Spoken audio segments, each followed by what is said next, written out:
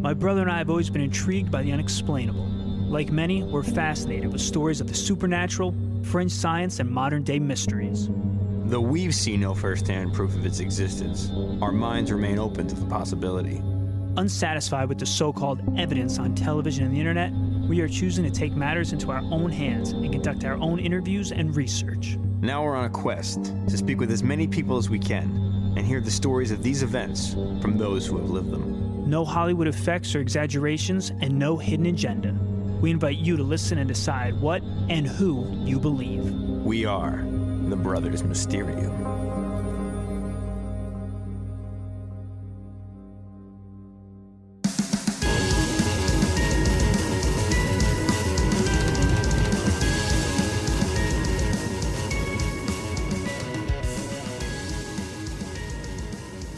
Hello and welcome to the Brothers Mysterium. My name is Tommy. My brother's name is Eric, but he is on hiatus, so filling in another member of the Mysterium family, my wife Alicia. Alicia, welcome back to the program. Thanks so much. I'm excited to be here. Well, I'm sure you've listened to the show before. You've probably already rated and reviewed us. But for those who haven't, we ask you take a second, rate and review the show on whatever podcast provider you use. And right now I will share a few people who have taken the time to rate and review us. This first one comes from Living in Clip. They say, very interesting. I love this kind of stuff. Production is pretty good with all of those sound effects. Love the occasional punniness, although this doesn't drag at all. Kept my attention the whole time. Alicia, would you read one? This one comes from J. May K, and they say, so many different opinions, no agendas here, just stories and facts. These brothers are doing everything about a paranormal podcast right. Highly recommended. That's a good one. That was a good one. If you have a bad one, please don't leave it. Well, I guess you can. I don't really care. And Meerkat198 said, Goosebumps. Everyone loves a good ghost story, but getting down to the reality of the situation is another adventure. This podcast really explores the various perspectives of the paranormal in a way that allows a listener to make up his or her own mind about the topics that are being discussed. There are multiple topics that are presented to keep people coming back for more. I am interested to hear where the brothers will steer this show. I would definitely recommend it for those with an open mind who enjoy some mystery. It also helps to pass the time in traffic. So we appreciate that, Meerkat198. And then Alicia, take us home with one more. The Stark of Winterfell says, I'm very into the supernatural and the Brothers Mysterium delivers. The production quality is great and truly keeps me on the edge of my seat while they share real-life examples. No lie, goosebumps every time I listen. I always look forward to the next installment. Fantastic. So if you have not already taken the time, give us a quick rating and a review while we keep the show moving forward. So Alicia, as I said, first of all, congratulations on being the first ever female co-host of the Brothers Mysterium. Oh, am I? I actually hadn't really thought about that. Thank you. I'm honored. It's really only been Eric and Father Mysterium. And they did great jobs, obviously. So the pressure's on you. Don't screw it up or you're out of the family. I'm nervous. As I stated earlier, you have been on the show before. One of those appearances was in our two-part episode, Psychic Senses, which was episodes 18 and 19, in which you shared a precognitive dream you had, very specific, that then came true. The Brothers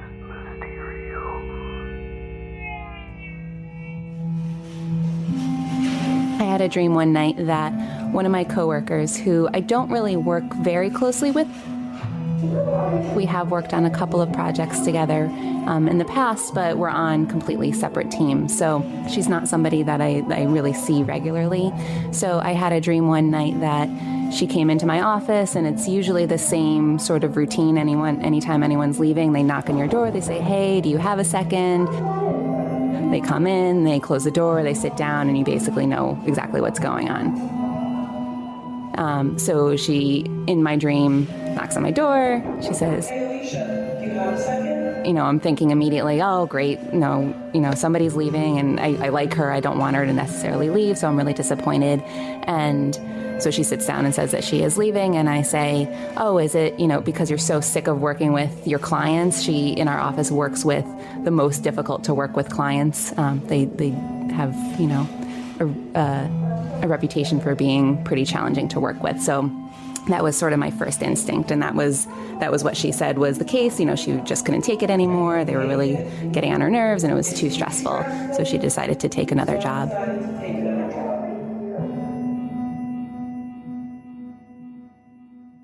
And so that was really the end of the dream. I don't remember much beyond that. So then a few days later, she comes to my office. She knocks on my door. She says, "Hey, Alicia, you have a second?" I was like, are you kidding me? And it's like kind of coming back to me. I hadn't really thought about the dream until that very moment. So she closed the door. And I was like, are you leaving because you don't want to work with these people anymore? And she said, Oh, well, I'm leaving, but not because of that.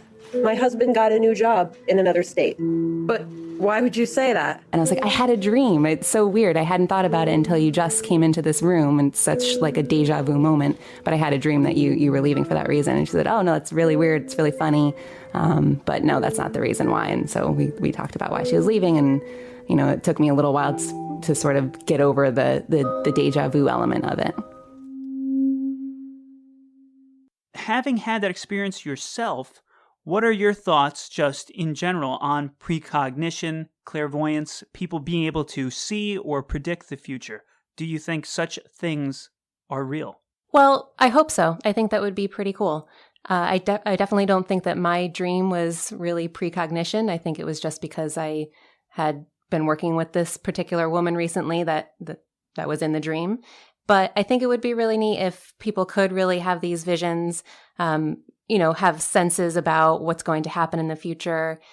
You know, you read a lot about it, and I've read interviews with people who say they've had these types of abilities. And I think it's something that perhaps because I haven't experienced it myself, I can't quite understand or imagine what that would be like. But I certainly think that there are people who are maybe more intuitive or are just more in touch with those particular senses. So I do think that it could possibly be real. And for those listeners who may not know you, just sort of in general on the scale of supernatural to paranormal, your skepticism level, you would say, are you highly skeptical? Are you healthy skepticism is what you're about? Are you kind of closed-minded? Where are you just in general on these types of occurrences?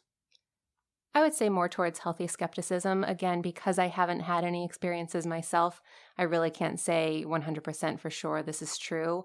But when you do hear stories, especially when they're coming from credible sources, friends or family, it makes you wonder if it could possibly be real. And of course, you want to dig into the details of each scenario. But I do think in some instances, I could see how things could be real. Yeah, sometimes it's almost too much detail. It comes to pass in a way that's so specific, it's hard to just be like, brush it off as right. It's a coincidence. It's a dream. You got lucky. Right. And as we discussed in that episode, there are numerous ways people will predict the future. It can be through dreams, can be with the use of crystal balls, also known as scrying or crystal gazing, palm reading. Some people get messages from spirits, spirit guides, angels. Some people have ESP. They just know things. They'll have flashes in their mind of what's about to happen. Other people will use tea leaves. People use the stars, astrology. Today we're focused on tarot cards and tarot card readings, not tarot cards. So we'll debunk that mystery right now. Tarot cards. Alicia, have you ever been to a tarot card reader? I have not. What do you think of when I say tarot card readings? What comes to mind? Well, one thing that comes to mind is almost like the carnival type attraction where, you go into a small little tent or a room with velvet drapes and, incense burning, and it's a woman with a headdress sitting and reading your future. I completely agree. That is the same thing that I think of every time I hear it, or I'll think of people from the early 90s would know Miss Cleo. Yes. Don't you really want to know? Okay, I was wondering who the father of my baby was. All right, let's take a look. The Miss Cleo DNA test. I'm solely searching for the father of your baby. Oh, it's the one that's very unpleasant, okay? Okay. And he's also the one that had another girlfriend while he was sleeping with you. Yes, he did. Yep, that's him. That's the daddy. Oh my God. Ooh. The cards can reveal things that you will never see by yourself. Call me now for your free tarot reading. Or those commercials like call and we'll read you your tarot cards. Witness the power of the tarot. Well, he's older. Old enough to be your father? He's 48, and I'm 25. Is he your teacher? You're incredible. My husband is driving me crazy. I see the devil card. He wants to dominate you like he's your king. Exactly. Caution. A tarot card reading may be very personal and intense. Be prepared for amazing revelations. Call for your free tarot reading now. So something about it to me personally, just from those biases or experiences that I've had, very limited experience, always makes me think it's sort of a cheap parlor trick, like you say, kind of a carny thing. But I noticed recently that more and more people I know had been posting about it on social media or talking about having their cards read. And I said, this is something I've never really given much thought about. So I was sort of intrigued, which leads us to this very episode taking place. So for those people wondering, what are they? The tarot, or tarot cards, are basically a deck or pack of playing cards originally used in various parts of Europe to play games such as Italian tarocchini and French tarot from the mid-15th century. Then, in the late 18th century, it began to be used for divination in the form of tarotology and cartomancy. Now it's famous for being a fortune-telling tool. There are many different types of readings, cards, techniques, and some people even use your standard playing card deck to do readings, so ace, clubs, the numbers all mean something. So that's kind of tarot cards very generally. We'll go more in depth, but another question that I always ask when we do this is, why are people so interested in knowing the future? Why do people want to know? The top 3 things people always ask about are money, their health, and love.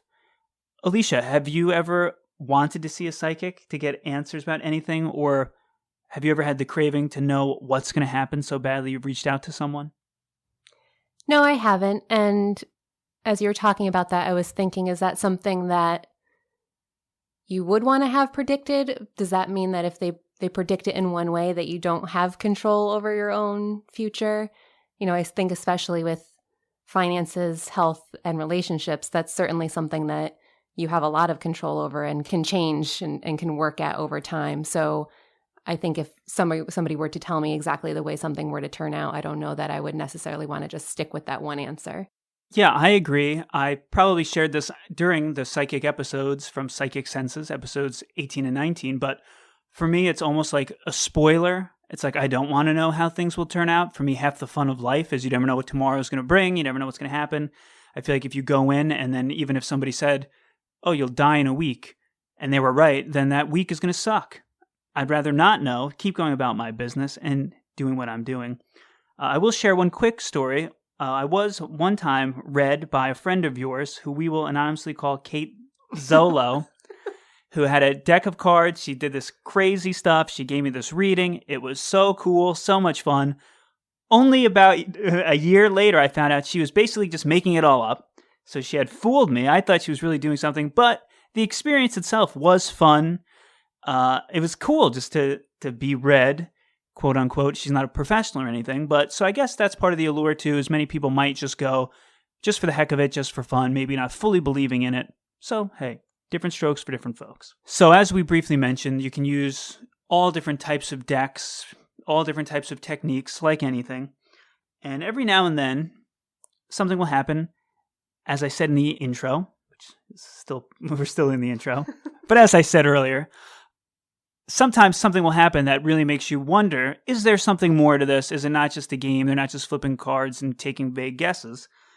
So in my research, I found one pretty wild story that came from the United Kingdom.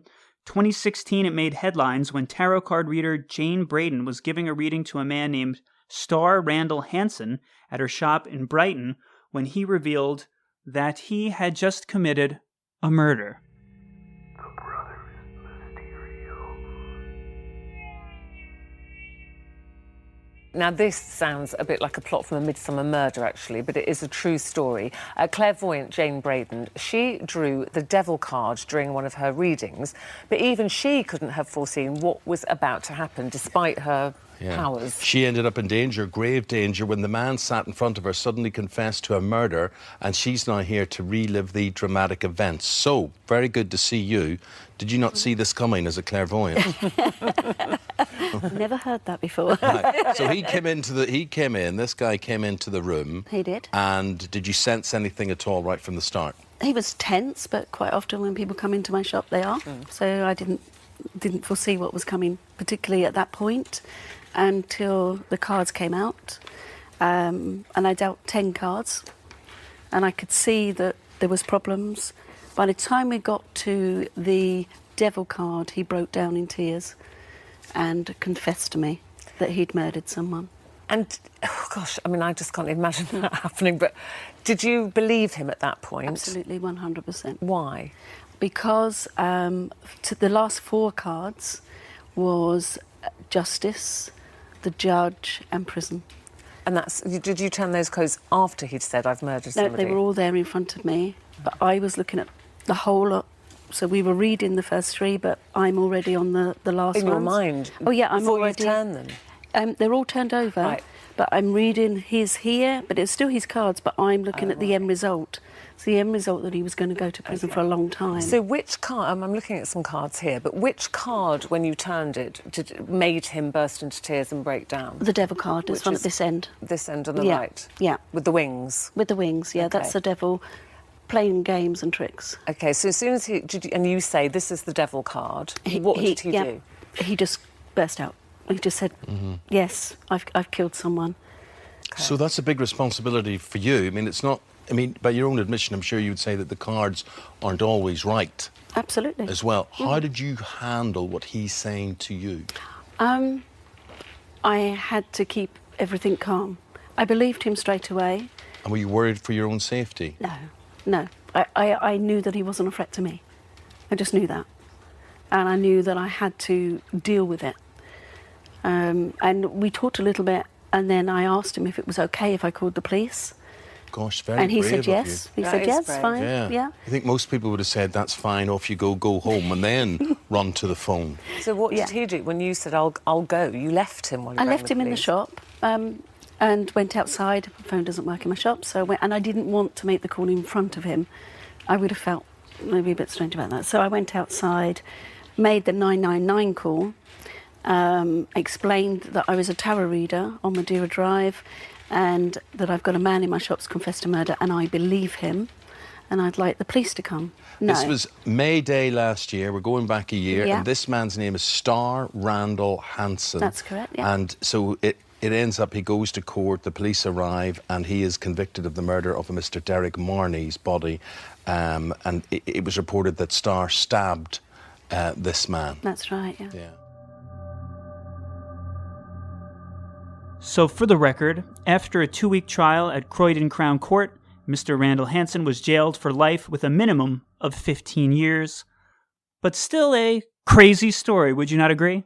Yeah, I would agree, and especially for the tarot card reader in that situation, I think she handled it really well. So what are your first thoughts as to how this confession went down via the reading?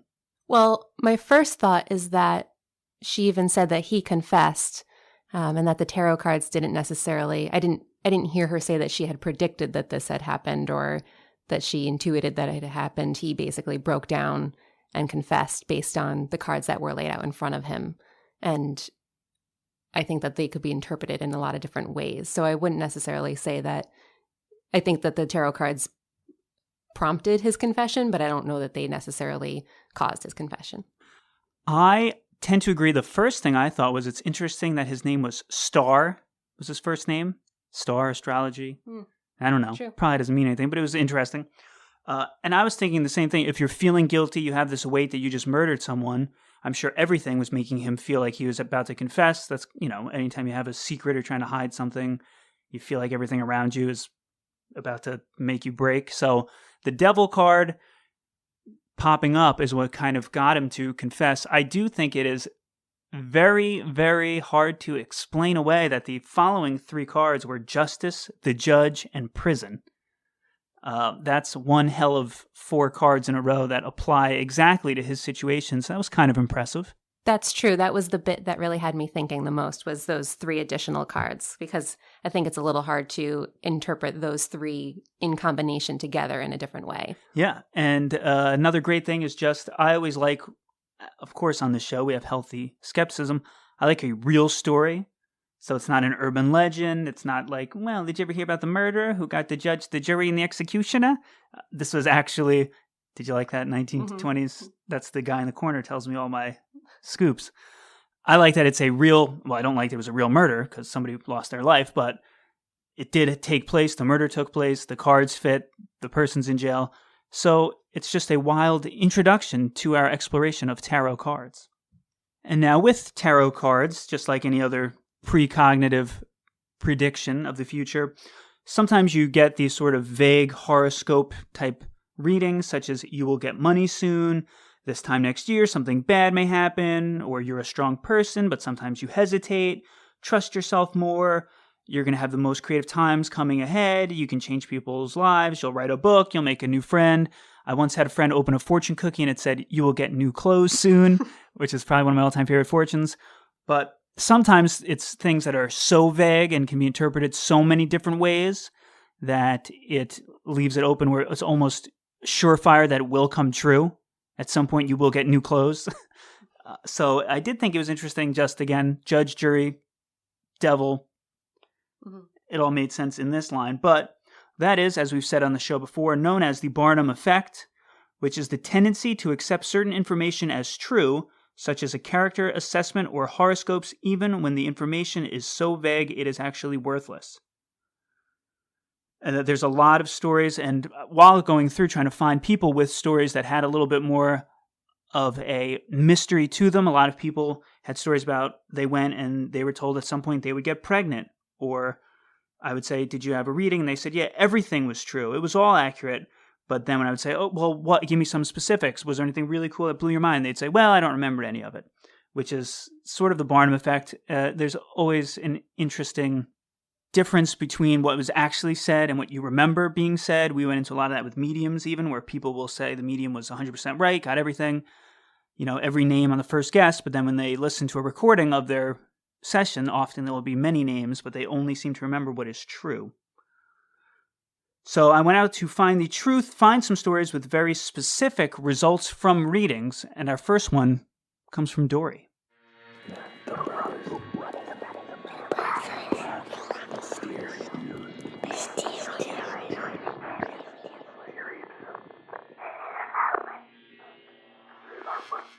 Hi, I'm Dori. I know a lot of people are really scared of tarot cards.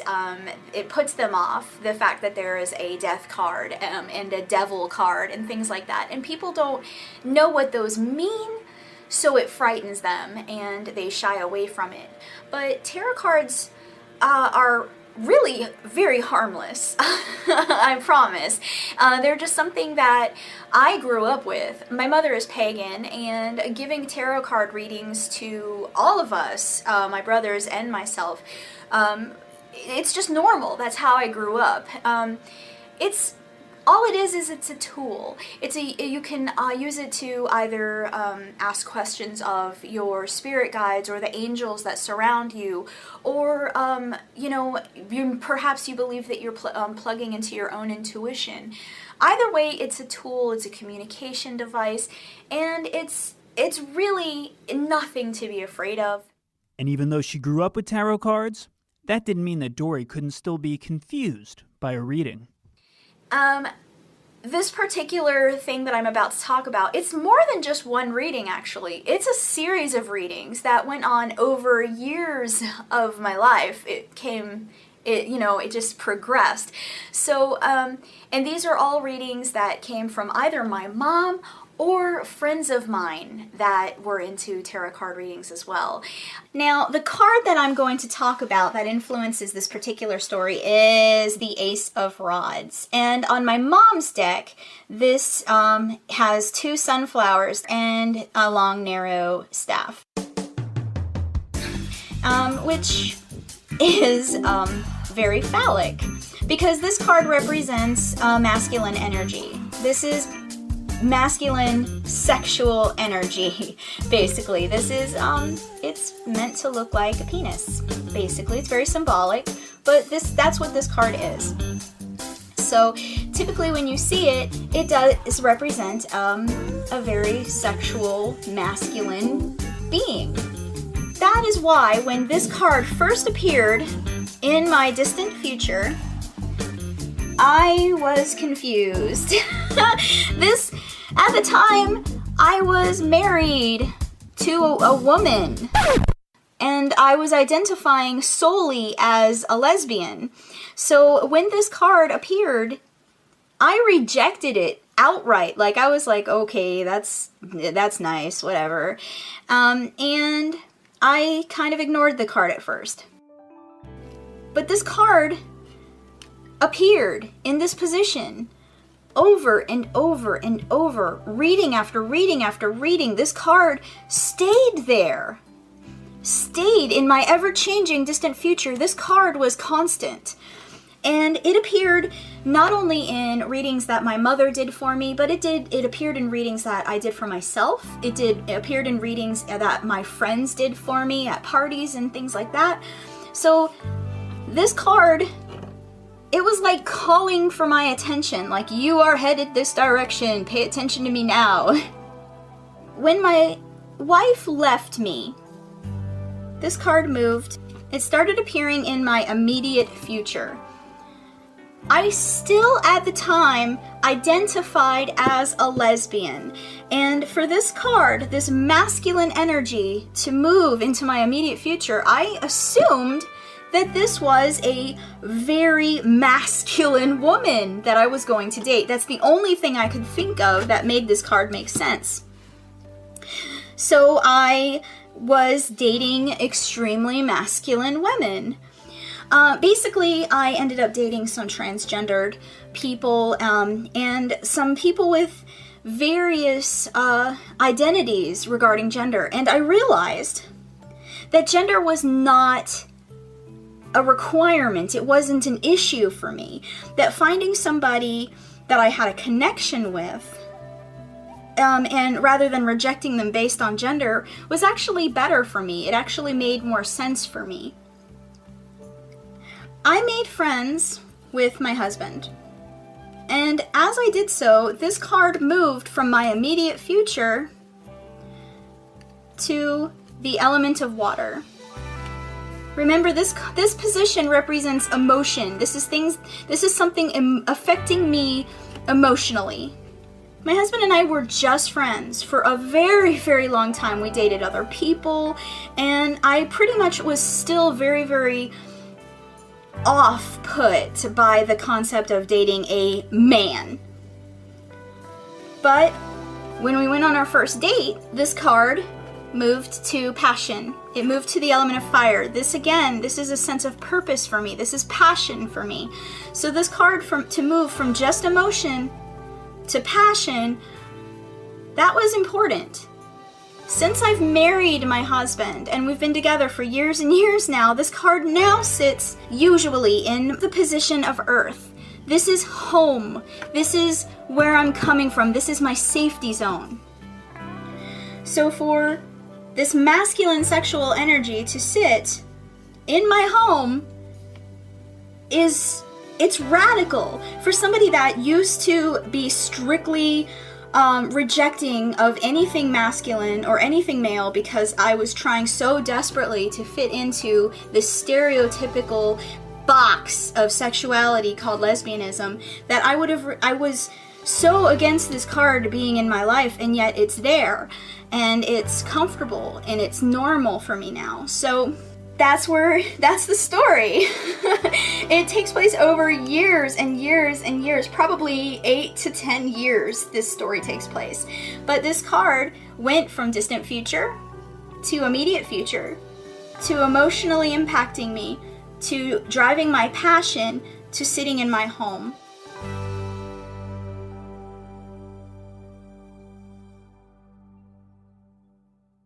That was Dori's story. Want to thank her for sharing it with us. And the first thing I'd say is I did like how she brought up the fact that to some people, much like perhaps a Ouija board, tarot cards could be a little bit taboo, a little bit frightening, a little bit creepy, macabre, occultish, as they do have death cards and a devil card and such. So she said nothing to be afraid of. I kind of agree with that. I always feel the more you fear something, the more power you give it, when in reality it has none. But then her reading was quite interesting. Alicia, your thoughts?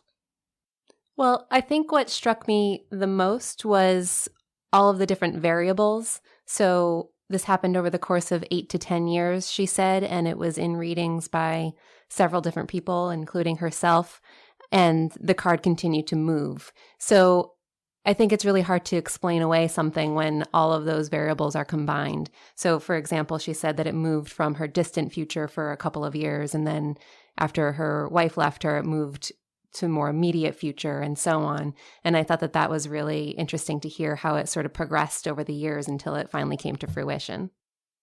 I agree. It stuck out to me, the repetition of it occurring over and over and over again, as well as different readers, but it's always the same card in the same spot until it does kind of progress.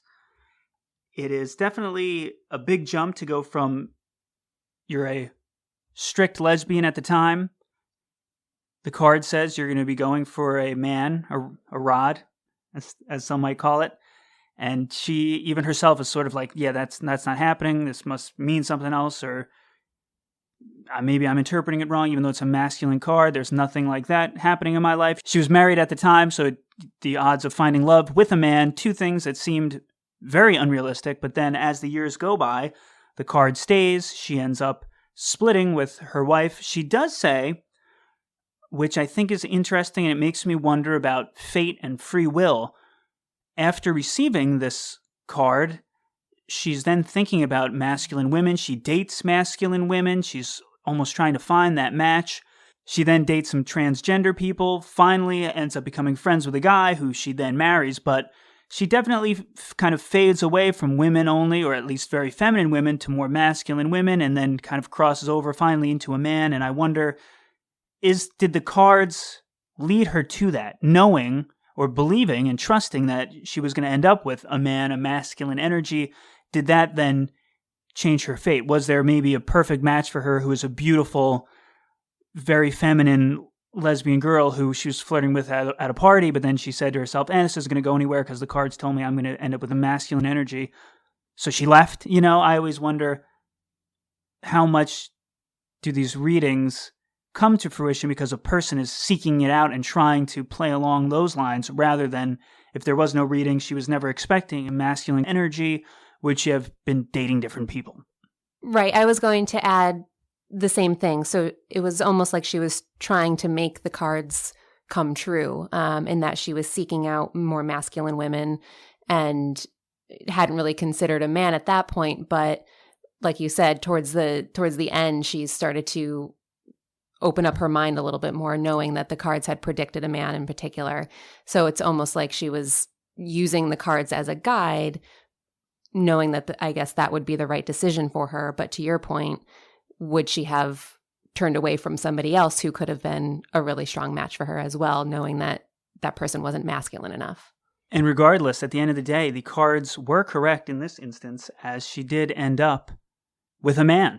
So from being married to a woman to dating a man, in this case, the cards came true. And again, what really caught me with this story was just years and years of different people doing readings, but the constant of that card showing up and, as you said, sliding along from position of passion to home, it all came together in the end.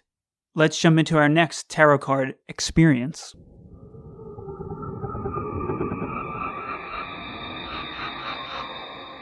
Hi guys. This is Katie. In November 2014, I had a tarot card reading as an early Christmas present from my mum. I actually sort of know the medium that I went to go and see. She's my mum's friend's friend who we've met before. Well, she's more of an acquaintance to us, but yeah. I ended up going to her house, and she was very professional. She had incense and her little like witchy stuff everywhere. It was really nice. It was a really nice house. It was set out really, really well. And we went to a kitchen, and the first thing she said to me was, "You need to relax." Obviously, me being me is a bit tense. Like, oh, I don't know what you're going to tell me. I don't know what's going to happen. And so I started to relax. She started to tell me things. I can't remember exactly what they were, but whatever they were correct. I remember them being correct, but I don't remember exactly what she said. And then she started shuffling the cards, and she said, this is this, this is this. It's like, okay, fine. And here's the part of Katie's reading where things got very specific. These are the things that really have stuck in my mind and have actually happened. She said to me that I will see 2 people. She said their names. I knew exactly who she was talking about. And she said when I see one person, the other person will be with them as well. And make sure you say goodbye to the second person. So I said, okay. That's pretty weird. And I just thought, oh, maybe I won't see them for a very long time, or maybe they're moving away. So I agreed to it and I kept my word. A week later, the first person who she mentioned came up to the bar. I used to work in a pub, and they came up to the bar and ordered the drinks, and I started talking to them. After they went, the second person that she mentioned came up to the bar. We always bantered, you know, he was that sort of person that you can pick on and they won't mind. But, you know, it was really light-hearted banter. There was nothing callous meant towards it, and I made sure that I said goodbye to this person. And later that week, they committed suicide. He had loads of mental health problems, and to those who knew him, this wasn't really unexpected. Well, it was unexpected because he didn't say anything, but it was one of the things that could have happened, if that makes sense. But yeah, that happened. The next thing she said to me was that me and my boyfriend at the time would break up. And we did that March. Well, we broke up the first time in February? Late February, early March, we broke up the first time. And then we broke up for good March 31st, 2015. I remember that because something happened on that day. Yeah. And she also said to me that I knew who my next boyfriend would be. Turns out, 2 weeks earlier to this tarot card reading, Wayne started working at the pub.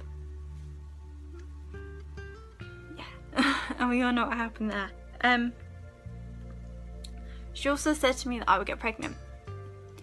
This sort of panicked me a little bit, because she said that I would break up with my ex and I would get with someone else. So I don't know if I would have got pregnant in my last relationship we broke up, or if I would get pregnant in my new relationship. She wasn't too specific on that one. Luckily, I got pregnant in my new relationship, not my old one. And this is the most recent one that's just happened. Obviously, this is the last thing that I've been waiting on to happen, that she said. And she said that we will get a car as a gift in July or August. Right. Before our new car, Wayne had a Peugeot 307, I believe. It was it was 3-door. So it was really annoying having to get my daughter's car seat in and out of the car, and it would just take up so much time, and it was awful. It was really awkward. But now we have a 5-door and it's really nice. I think he has a Citroen. I don't remember what it is, but yeah, it's a Citroen, and it's a 5-door, and it just makes our lives so much easier. But yeah, that's what happened. I do plan on having another tarot card reading very soon. If you are thinking about going to have your cards read, please do it. It's a really good experience, and you'll be surprised how much they know, how much of it is true, and it's just really exciting to sit and wait for these things to happen.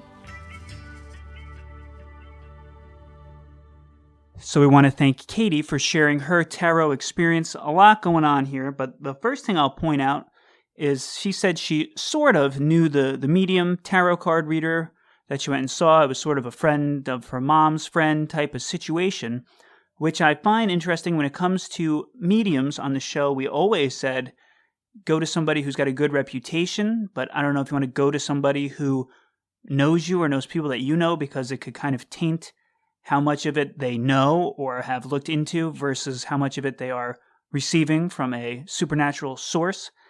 And I actually was talking with a friend of mine, Amanda, who will do tarot readings for her friends, and she was actually saying that it's difficult to read people you know, so not Katie's preference, but a lot of people, even Dori had said friends will read her and stuff, because it's so hard to separate what you know of them and how you want to interpret it based on everything you know versus what maybe the card would say. So, if the card is about success, but you know that they're trying to apply for a new job, you might then want to say, you're going to get that new job. So just thought it was interesting to point out that there is a fine line, I guess, of reading people that you know very well versus people that you don't know at all. And I guess maybe it makes no difference at all, but I guess it comes down to the reader and how good of a job they do. But just made me think of that. So just a quick recap. This reading was very interesting. There's sort of 5 major things that were predicted from the reading that then came to fruition. She was told to say goodbye to a dear friend. That friend she ran into shortly thereafter said goodbye, and later that week they unfortunately took their own life. She was told she would break up with her boyfriend. They had actually broken up twice following that reading. She was told at the time she already knew who her next boyfriend would be. Lo and behold, it was Wayne, and they had just met. He had just began working at the same pub as her a few weeks before her reading, so they had recently come into each other's lives. Then she would become pregnant. And finally, what I might argue is the most shocking of them all was that she would get a car as a gift in July or August, and she did get a car as a gift. I wish someone would give me a car as a gift. That, to me, is almost more unbelievable than predicting the pregnancy, the breakup, the new boyfriend, and someone's death.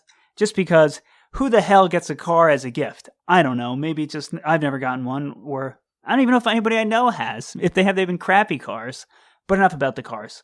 Alicia, what were your thoughts of Katie's reading? Well, I think that the two most surprising events that occurred in my mind were the suicide of her friend and the gift of the car, like you mentioned. I think of those are probably the hardest to predict and were very specific. And I wonder if getting these readings then, sort of similar to Dori's story, does that then prompt her to go out and make certain decisions that she wouldn't have otherwise?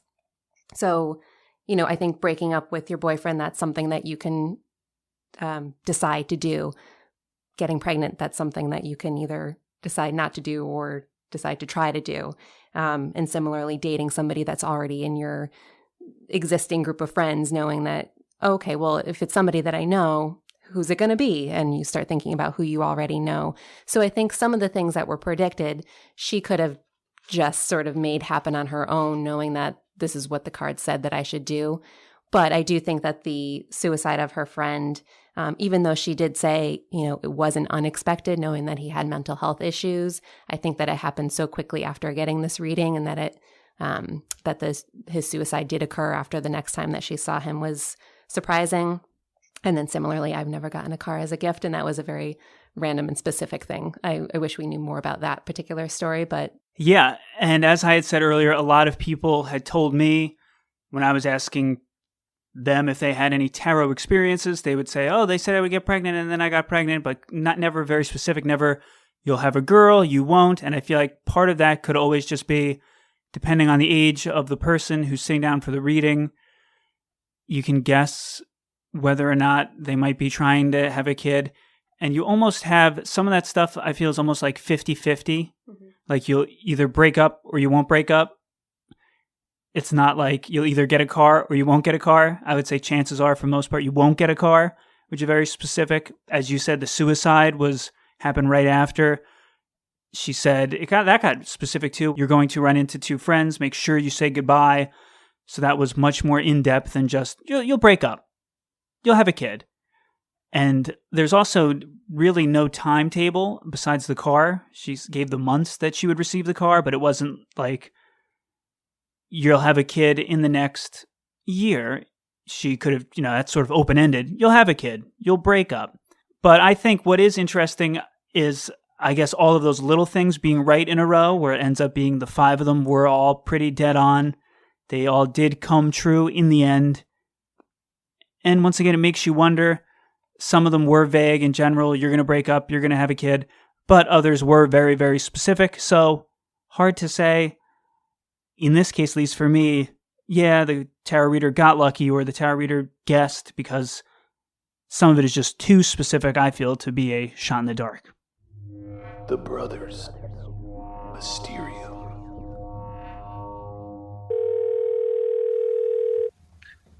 Hello? Hey, Henry, what's up? Hey, not much. How are you? I'm good, man. How are you? How are things? Very good, thanks. As you may have guessed, this is Henry. I found out that Henry had recently gotten into reading tarot cards and wanted to know if he would come on the show and talk tarot with me. And luckily, he was more than happy to. What got you into tarot cards? Well, it's really simple. I was walking in Washington Square Park in New York, and there was this man with a wizard hat sitting on a bench with a deck of tarot cards, and he had a sign for readings. And I walked past him, and I was going to keep going, and then something inside me was like, you have to talk to this guy. And so I sat down next to him. Well, I said hi and said I would like a reading, and sat down next to him. And his first name was like Kyler, I think. And he was really cool, like, you know, odd guy wearing a wizard hat, but he was really kind, and he's one of those people when he starts talking to you, you feel like he's looking deep into your soul. Right. I really felt like he was connecting to me right away. And again, I had never done a tarot reading before, but I just really dove right in and accepted everything and got comfortable right away. And he gave me this reading, and it was fairly accurate. He was mostly just describing like everything that's currently happening to me. And then he also just kind of told me things that it was like he knew what I was worrying about, and he told me things that kind of helped me calm down a little bit. And it was just a really nice, positive experience.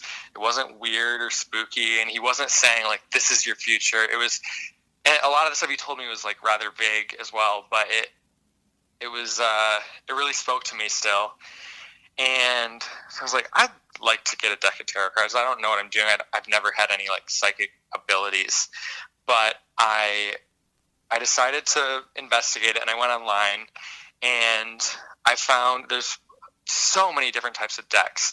Like you can get like angel tarot card decks or witch decks or cat decks or anything.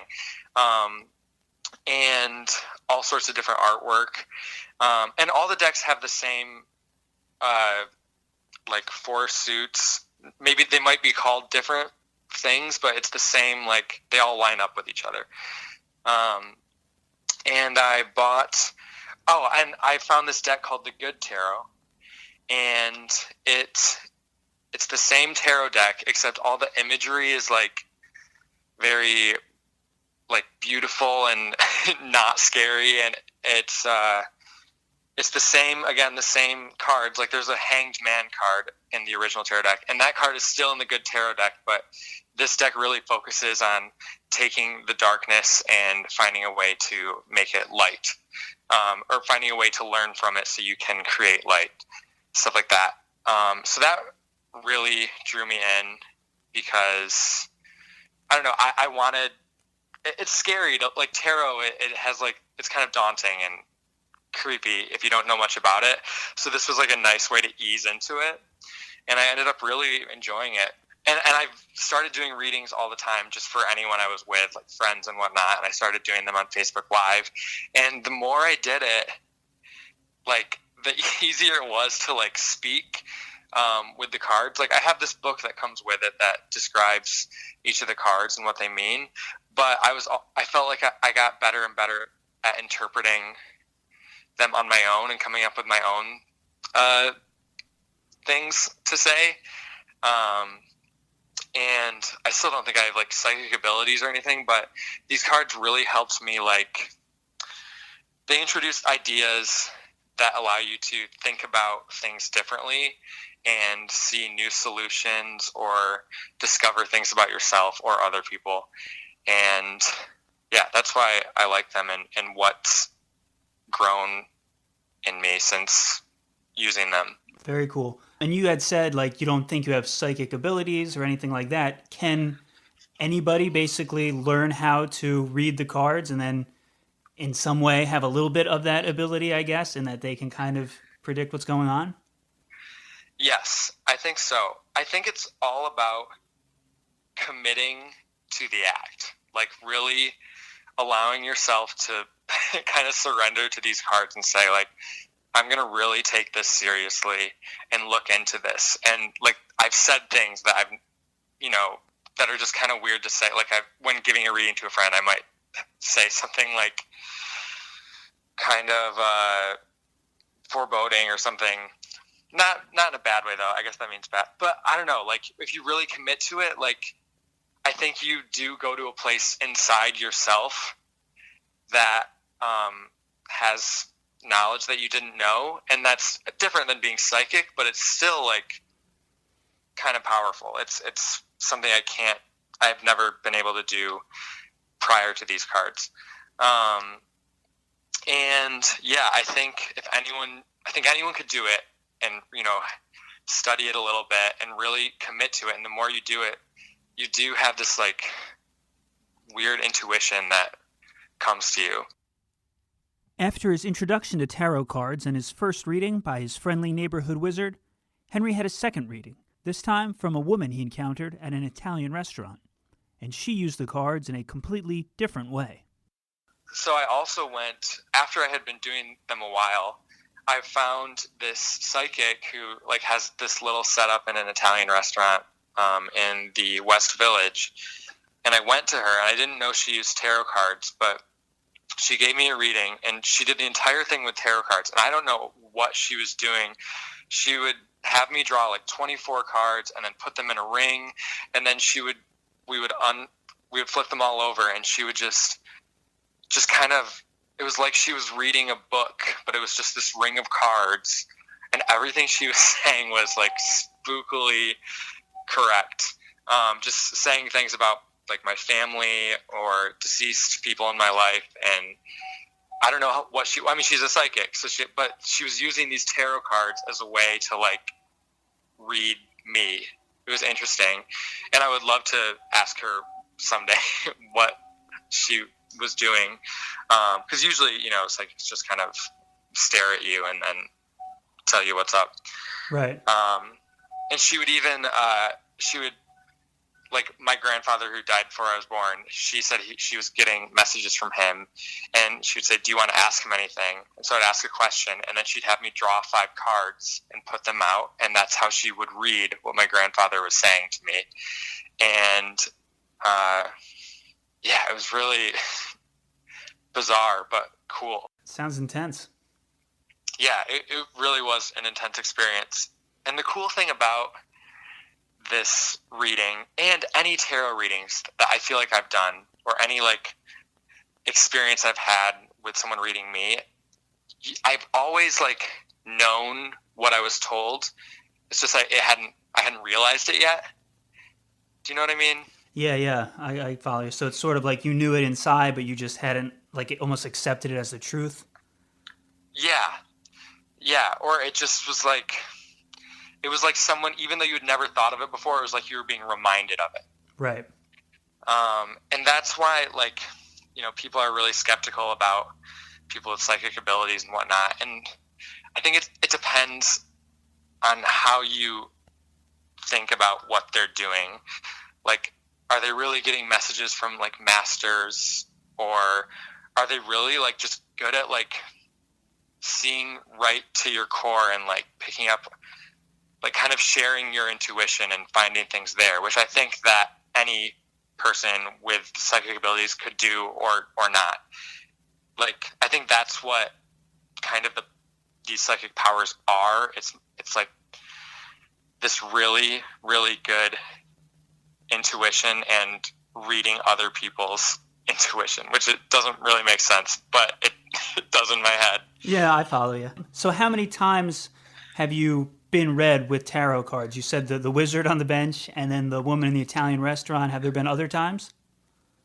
Yeah, I was at a comedy club, and this girl was just going around doing one card readings, and she gave me a reading, and she was not a psychic. I think she was a comedian. But you know, she was, what I'm saying is she's a normal person, and she just gave me a reading, and it was really basic, but it was still like not a profound experience, but it felt right. Right. So that's, I guess, just 3 times that I've been read.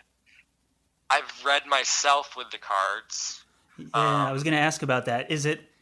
Can you talk about what that's like, and is it hard to be unbiased? Like, you know, obviously you want to interpret things certain ways to make yourself feel better or whatever, so is it hard when you're flipping a card and then interpreting it to yourself? Yeah, when I do it, I really try to think of as many different interpretations as I can, and then be open to any of them. Because, yeah, you could get a card and be like, oh, so that idea I'm working on, that's going to turn out really well, and I'm going to be prosperous. But I have to think, or this could be applying to this other part of my life, and maybe I'm just going to make a really good friend or something. So, yeah, I try to think of, like, a lot of different directions to go when I do a reading for myself. And I do that when I read other people too, and they usually will say, oh yeah, that connects to me, that works. So I guess I do the same for myself. I try to come up with a lot of solutions. And with this deck that I have, the Good Tarot, like I said, the illustrations for these cards are just really beautiful paintings, and along with the text in the book for each card, and along with like the traditional tarot readings, I also like to look at the imagery and see if anything speaks to me, anything about the colors, or like if there's like an animal or whatever, because those things can bring out some stuff from you as well. You said kind of the more you've done this, the better at reading the cards you've gotten. Would you say that in sort of all facets of your life, has this sort of given you maybe not a paranormal ability, but like increased your own empathy, your own intuition, your ability to read people? Is there sort of a crossover from, you know, have you noticed a change, I guess, from tarot reading into your everyday life? Kind of. I do think that along with tarot reading, about the same time as I started doing that, I started meditating. And both of those things together have made me, a lot. It wasn't hard for me to get along with people, but you know, I would hold a lot of resentment or be really easily annoyed by people that I'm working with or live near or whatever. And yeah, this all helped me have a lot more compassion and understanding for people. And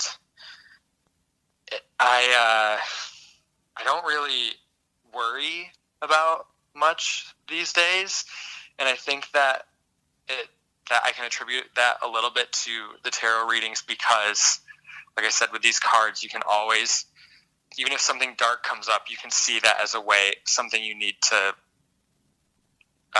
conquer or get through, and then be greater than what you are. And I think, I have less worries, and I think that it goes hand in hand with the meditation and these tarot cards. So we've kind of touched on this. I'm going to flat out ask you, does it work? Do you believe that these cards do hold some ability to predict the future, or give people the insight and the guidance that they need in that moment? Tough question. I bought these cards online, and they came to me in the mail, and they were manufactured somewhere. You know, I don't think this deck of cards, I'm holding them in my hand, have like powers or anything. But the symbolism and in the tradition of these cards, I think they've lasted so long because they do they were created based on like universal human truths. And so when you do a reading with these cards, I think everyone can always relate to what they're seeing or hearing, and it can give a type of insight into the future or into their present day and what they need to do. So it's like, is it like, are they magical or something? I don't think so, but I do think that they are powerful in a way because I think they can speak to anyone. Yeah. Does that make sense? That does, yeah, well said. So, Alicia, what did you think of my conversation with Henry? I thought it was really interesting, especially because it sounds like his experiences have been somewhat different to the other ones we've heard about. Although I do think they kind of fall into sort of two categories. He talked about the psychic at the Italian restaurant, and that seemed like it was a much different experience, where she was telling him these things about him that she couldn't have possibly known otherwise, and doing things that he didn't really understand with the cards. But what I thought was really cool to hear about was his other experiences, both reading his own cards as well as talking to the quote-unquote wizard in Washington Square Park. And it almost seemed like a tool for self-reflection. He mentioned in a couple of instances that it helped him to stop worrying about things, to gain clarity. And he had mentioned that it was really just a way to get new ideas, see new solutions, and discover things about himself. And in that sense, when he was describing it in that way, I was thinking, for some people, this is what journaling is for, or I was also thinking about meditation, and then he brought that up later, or talking to a therapist, or even just talking to a friend, and they start asking questions in a way that makes you think about your problems in a different way. So I hadn't thought of tarot cards as being a tool for that, but it sounds like he's found a lot of value in that, and I think that that's a way that people can find a new use for the cards. Maybe it's not new, maybe it's just new to me because I haven't heard of it in that way. But I thought that was really interesting to hear about, because I do think that it's very accessible and it makes it tangible and real life. Yeah, I concur. I think, first off, what better way to get into anything than stumbling upon a wizard sitting there with a hat on a bench. I like that. That was his first introduction to the world of tarot. While Henry does believe in somewhat, I don't want to put words in his mouth, but he is open to the supernatural. He talked about, as you mentioned, the woman in the Italian restaurant, which is, again, just like a perfect setting. I always like elements of these stories that add up, like Henry's not looking for a tarot card reader. He finds a wizard on a bench. He goes to an Italian restaurant. There's a woman reading tarot cards who can connect with the dead. He's at a comedy club and he gets a reading. It's that he just kind of finds these characters as he's going about, but it was cool and unique that woman used the cards in a psychic way, where she was, or a mediumship way, I should say, where she was communicating with his deceased loved ones through the cards. They were answering through her interpretations of the cards, which again was a different use of it. He mentioned she was kind of making a ring or a circle out of all the cards, which was something we had not heard in our previous stories. But going back to him being open to that psychic woman and her abilities, he definitely has healthy skepticism. He's a little bit more based in fact, in logic. And like you were saying, I like that he found the cards helped with finding new solutions, looking at ideas or people in different ways, self-discovery. And he had some great advice. One such piece of advice was commit to the act, which is similar when people go to mediums or psychics. They get the most out of it when they go and they sit down and they're open to it. If you go in and go, this is crap, none of this is true, and you're super negative and you shut everything down and put up your defenses, it's not going to help. Even with Ouija boards and stuff, people say the only way to get success with them is to just be open to it. And I feel like that's with anything. If you're going to do it right. So commit to the act. I also liked, he kind of mentioned that some of the pieces of advice he would get, or the clarity or the insight, were almost like things he knew it before it was told to him. He had almost like forgotten it, or he just knew it deep down in himself. So it kind of helped him believe in it more, gain that clarity. And it's just a cool concept that he was almost being reminded of something that he already knew. I like that he talked about all these different types of decks you can get. As we mentioned, it's cool to know they come with a book, and the book will help you with techniques and what each card symbolizes and how to do the readings. But it's also, he chose the good deck. He's a happy, positive guy. So he chose the good tarot card deck. But you can kind of find what fits you, what works for you, which is any aspect of life. You got to do what works best for you. And then I was kind of thinking back again to the Barnum effect, where even he said a woman who's just a comedian gave him a 1-card reading, but he still thought it was pretty profound. And I was thinking now, is that because any reading you get, if the person delivering it is good enough and they connect with you, that you relate to it? And then he even says they've lasted so long because they're based on universal human truths. So it's sort of just the symbolism behind that, and everyone can always relate to what they see or hear because the insight that you gain into the future or the past, if it is a human truth, it's something that will connect with you, and maybe not in a paranormal way, not a magical way, but it could still definitely be very powerful, give you clarity, as you said, a lot of self-reflection. So I think Henry brought a lot to the table, and I like that, as were the other two stories, and even the news story we heard of the murder, were much more of the supernatural element. Henry was much more of a, I'll say, down-to-earth point of view on tarot cards. Yeah, I completely agree, and I think that's what I like the most about hearing his experience, is just how relatable he made it sound. And since I was speaking with Henry, I asked him if he would give me my very own tarot reading.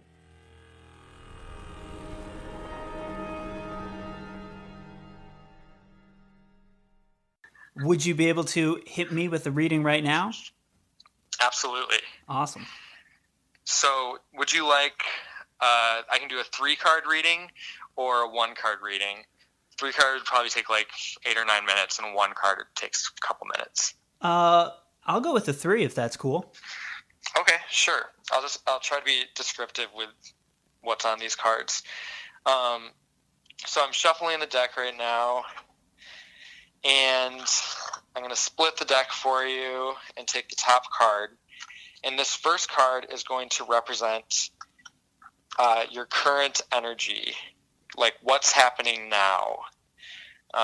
Okay? Sure. All right. So this first card is a great card. You got the Fool, which actually is the first card of the entire tarot deck. Like, it's the first card in the book. If you got a tarot deck and if you bought one, that would be the first card if it was not shuffled. So the Fool is good. Yeah. Okay. Yeah, it's good. It's also just cool that we pulled that first, because it is the first card. So the Fool represents enthusiasm. You are at the beginning of something new. You're fresh. There's nothing. You're not, with whatever this energy is, if it's about a specific idea or a person or something in your life, there's nothing. You're just at the very, very beginning, and you have nothing to worry about, and you're enthusiastic about it. You can take a risk and trust that with faith in yourself, anything is possible. And you can experience this anywhere, and it's a time where you're learning that you are a spiritual being having a human experience. Saying you might be open to your soul right now, and that's exciting because you could go in any direction. Okay, very cool. Yeah, really great card, really positive. So now the second card represents an energy that could influence the first card. And then I'm going to tell you the third card is what could be if you allow the second card's energy to influence the first card. Okay. So here we go. Here's the second card. I'm splitting the deck again and taking the top card. And we have the Four of Earth. So Earth is one of the suits, and Earth represents prosperity. It's a great card. And each suit has Ace, Joker, Queen, King, and then 10 cards, just like a normal deck. And so from this cards 1 through 10, 4 is kind of in the middle. So let's see. I'm referring to my book. Okay. 4 of Earth. Ownership, the beauty of divine order, trusting in a solid foundation. So even if you feel shaken up and unable to understand why certain things happen as they do, you can know that there's a divine order that manifests all aspects of your life. So, like I said, you're kind of like approaching halfway on some type of journey, and maybe things are not working perfectly, or there's things that you didn't expect, but those things, you don't need to worry about those things because they're supposed to happen, and you can learn from all of them and use it to continue on whatever journey you're on. So, and this is the 4 of Earth. So again, Earth is prosperity. So this is some type of pursuit to something that's going to give you prosperity. What could be money or friendship or love or anything. So like the Fool, your first card, you can go in any direction, brand new and endless possibilities. And then the 4, it looks like maybe you could go down some type of journey, and there's going to be a point where you are like, okay, what's going on? I just need to trust and keep going. Right. Trust. All right, so now I'm going to split the deck and take a 3rd card. And we have another Earth card. It's the 6 of Earth. So we've continued to go down this path towards prosperity. I'm assuming it's the same journey. Oh, this is a great card and goes right with 4. It's unexpected resources, happy surprises, and generosity. What you've sent forth in love comes back many times over as the generosity of others becomes apparent and unexpected resources show up. So it looks like if you allow yourself to trust the universe and trust in yourself and your own abilities, things are going to work out and you're going to keep going along, and people are going to be generous to you, and you're going to discover resources that you didn't know were there. So that's a really positive, nice reading. Yeah. Do you connect with any of that at all? I do. I see a lot of parallels basically with everything that you said, which is pretty shockingly accurate. That's awesome. So that's really cool. Now, let me ask you this. This is the good readings, is the deck you have. It's not like rigged where like every reading would be this good, right? There are bumps in the road and negative aspects that you can flip into positives. Yeah. Well, even that 4 of Earth card, it's saying like there's going to be things where you're not sure what's going to happen and you might be scared, but you need to trust. You know, but the way this card was worded, maybe in the traditional tarot deck, that card would have said like things are going to happen and you don't know what to do and you're going to be scared. Right. But in this good tarot deck, the author has like not twisted it, but just shown like the positive way to interpret that card. Right. You can still have that same interpretation with the original tarot deck, even if there's like a scary like goblin on the card. You can still, you know, get that same, decide to have that same interpretation. And I know that the 5 in most of the suits is like a point where you need to like take a step back and reevaluate. And I bet in the original tarot deck that could be a lot darker, like you've hit a bad point. But in this deck, it's just like a softer way to put it, right. So it's easier to see what you need to do. So yeah, nothing's like twisted or anything. It's the same, it's the same information. It's just presented in a positive way, and I think that's how I think we should like live our lives in general. You can always look at the bad in something, or you can see how you can grow from it, and that's what this deck does. I feel like when you interpret the readings negatively, then you attract negative energy. Yeah, it's not the card, it's your interpretation of it, and positivity brings positivity, as where negativity would attract negativity. Yeah, exactly. Cool. So that was my reading from Henry. I want to thank him again for being on the show, sharing his own experiences, and then reading me. That is one thing we're always trying to do here whenever we can on the Brothers Mysterium. Have the experience for ourselves. Luckily, with tarot readings, I can be read when it's a ghost sighting or near-death experience or spontaneous human combustion. You can't always get those firsthand. I'm sure I could try to have near-death experiences, but then if I died, it wouldn't really help the show or anything. But whenever there's the opportunity to have a first-hand experience and share it on the show, we like to do it. So it was cool that after hearing all these other people's tarot card experiences, I was able to be read myself. Being my wife, I would say you sort of know me and have a pretty good general idea of who I am and what I'm like. What did you think of my reading? Well, as soon as he said you got the Fool, I obviously knew that it was 100% accurate. That was actually before the reading. I think he was just calling me a fool. Sounds right. Just kidding. That was the first card.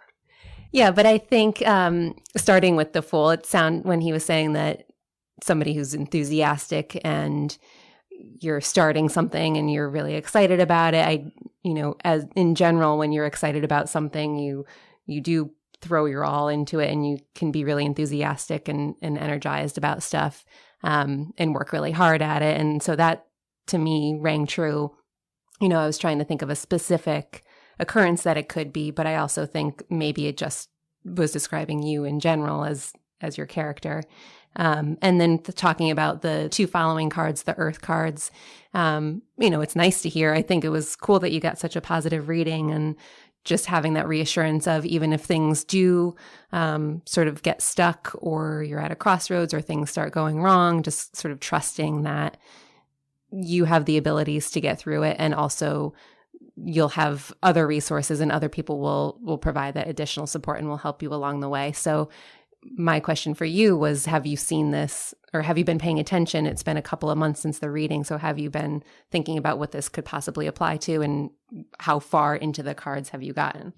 First, I would like to touch on something you said, which also struck me, and we talked about it following my interview with Henry, which was how he kind of keeps it on a level of you and what you're dealing with, and not so much the supernatural. So when he said you have to have faith in yourself, you can do it, I like that. I didn't know if he was going to say you have to have faith that the higher beings will do this for you, or you have to have faith that the spirit guide angels or anything like that. I like that he again was like, you have to have just faith in yourself that you can do this.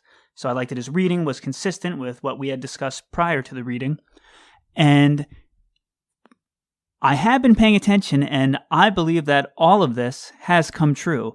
Wow, do tell. So I was sort of at a crossroads with two different ventures I could go down creatively, project-wise. I ended up sticking with one where then there was a big change, and it was something very new responsibilities, new obstacles I hadn't dealt with before, some things that were different to me, and I had to kind of trust I'd be able to do it and make it happen, keeping this as vague as possible. But I stuck with it, and it paid out big time, and we had a lot of success. It worked out really well, and it has continued to work out well. So in that vein, I had kind of two opportunities that I could have went, stayed with the one, had some doubts as to, will this work out, will this not, this is a little different than I had expected, stuck with it, powered through, and now prosperity has come from it.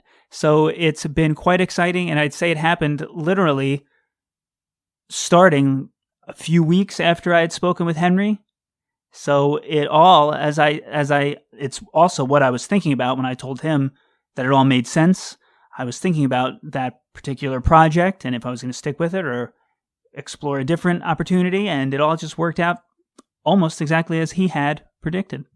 And with the Six of Earth card, he was saying that indicated that you would be provided support and resources from others. So is that something that you feel was part of this new venture as well? Did that come together? I believe that it did, yes. Had a good support staff around me. And he said that, the Sixth of Earth did lead to happy surprises, unexpected resources, generosity, good karma, trust the universe and myself and my ability, and things would work out, and all of that definitely has come true. So again, just want to thank Henry for giving me that reading and for sharing his own story. learned a lot about myself. And again, I just love whenever I am able to, or we on the show are able to really go through it ourselves, because that doesn't always happen depending on the topic. So it was cool in this instance to be read. So given that, although it's only been one experience, though it did come true, would you say that you are a believer in tarot cards? Interesting question. I would say, you know what? I hadn't really thought of it that much. I guess I'm one for one. So I would say that they definitely hold some truth to them. What's interesting, too, is that while I did have some control in this, other things did come in, other resources and other people's decisions, which helped me get there. So I guess I would have to say, in my case, yes, I do believe that this reading did come true. So I guess that makes me a believer. Cool. Which, that's an interesting question that you proposed, because I had not really thought about that myself. So I'd like to thank Dori and Katie for sharing their stories. Thank Henry for doing an interview with me and reading me. It was very challenging in this case, as I said, to find specific stories from people. I really wanted some. A lot of people had been read, but they just couldn't remember anything, or it was way too vague in general. So even though I tried really hard to find more stories, it just wasn't in the cards. Wasn't in the cards. Oh. Is this thing on? Oh, God. Now, something someone did tell me while talking to them was the cards are always right, only people's interpretations may be wrong. Which I thought that was very interesting, but then I wonder too, is that just the ultimate cop-out? Which I talked about this in our Psychic Senses episodes, 18 and 19, go back and listen if you haven't, but it's almost like somebody saying, Alicia, I predict you will get hit by a car in a week, and then you don't, and I say, oh, it must have been an alternate timeline. You changed a path at one point. And it's like, to me, that's just a cop-out. Because there's no way to prove it. There's no way to say it's not true.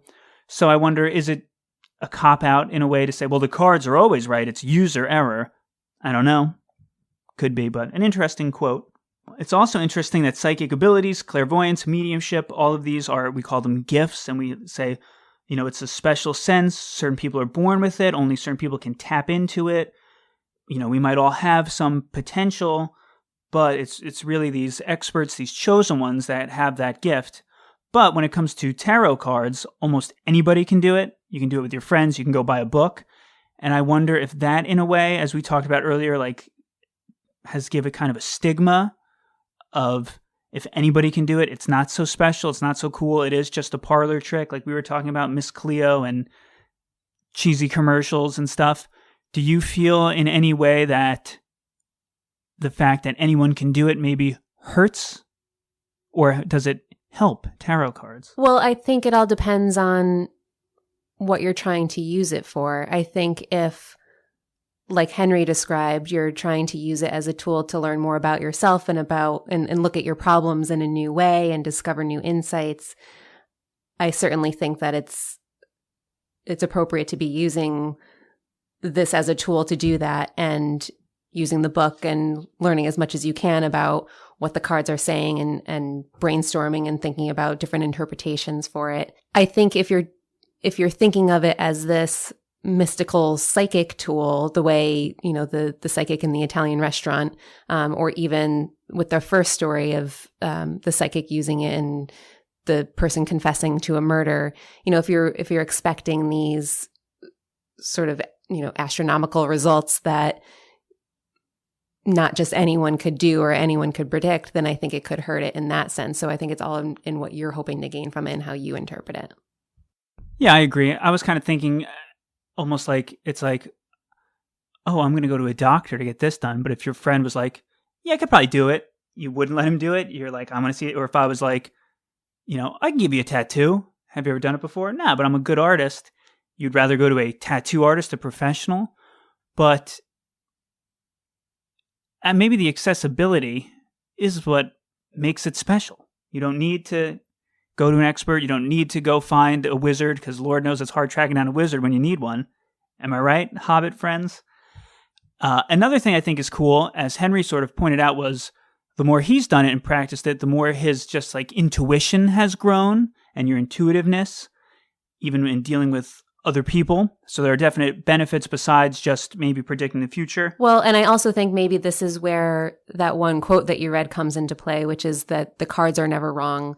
It's just the interpretation that can be wrong. So is it that the readers themselves don't really have that much of a role in this and it's all coming down to the cards? Yeah, that's an interesting point. Is it luck of the draw, the order of the cards, or is it something else?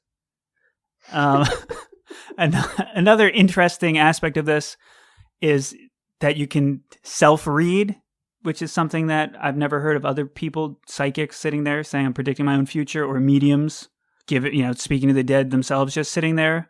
It's sort of unique in that aspect, I find. So you had asked me if I believed in tarot card readings after Henry read me very accurately.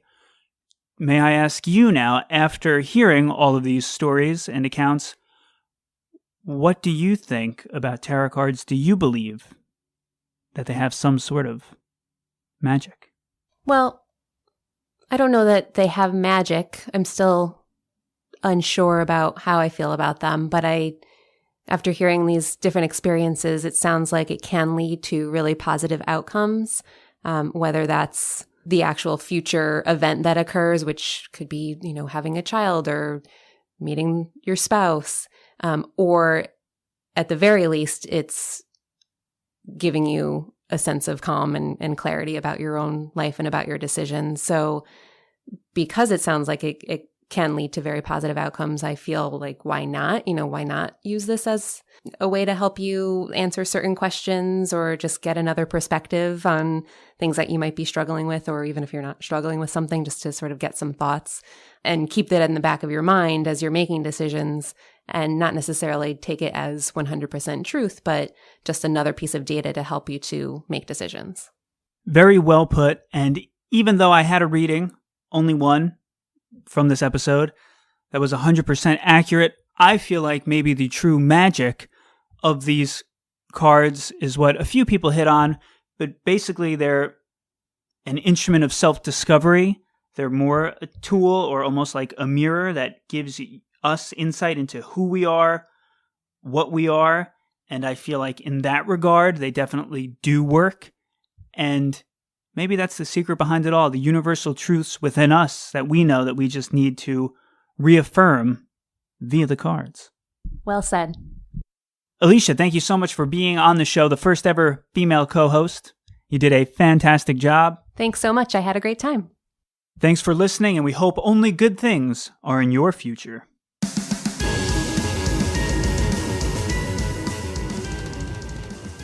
The carnival circus music you heard in this episode is Julius Fusick's Entry of the Gladiators. The Tarot Murder News clip came from ITV's This Morning. The Miss Cleo commercial from 1998 and the other astrology reading commercial from 1999 are both from Psychic Readers Network Incorporated. We want to thank Dori for sharing her story, and if you want more Dori stories, you can find them.